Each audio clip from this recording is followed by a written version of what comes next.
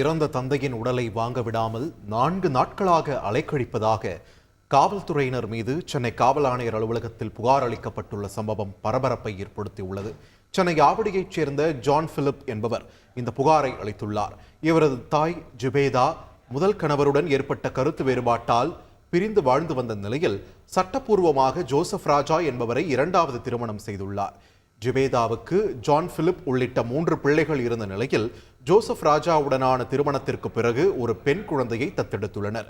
ஜுபேதா கடந்த 2013இல் உடல்நலக்குறைவால் உயிரிழந்துள்ளார்.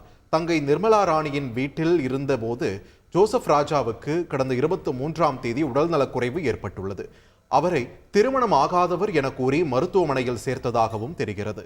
சிகிச்சை பலனின்றி ஜோசப் ராஜா உயிரிழந்த நிலையில் அவர் சுயநினைவு இல்லாத போது வெற்றுத்தாளில் தங்கை நிர்மலா ராணி கைரேகை பெற்றதாக சாட்சி கையெழுத்து போட்டவர் ஜான் பிலிப்புக்கு தொடர்பு கொண்டு கூறியுள்ளார். தந்தை இறந்த தகவல் அறிந்து ஜான் பிலிப் மருத்துவமனை சென்றபோது ஜோசப் திருமணமாகாதவர் என கூறி மருத்துவமனையில் சேர்க்கப்பட்டதால் உடலை ஜான் பிலிப்பிடம் கொடுக்க மறுத்துள்ளனர். இதுகுறித்து 24ஆம் தேதி புனித தோமையார் மலை காவல் நிலையத்தில் புகார் அளித்த நிலையில் நிர்மலா ராணி மகன் கிறிஸ்டோபர் மிகுந்த செல்வாக்கு மிகுந்தவர் என்பதால் போலீசார் வழக்கை விசாரிக்க தாமதிப்பதாக ஜான் பிலிப் பெருநகர காவல் ஆணையர் அலுவலகத்தில் புகார் அளித்துள்ளார்.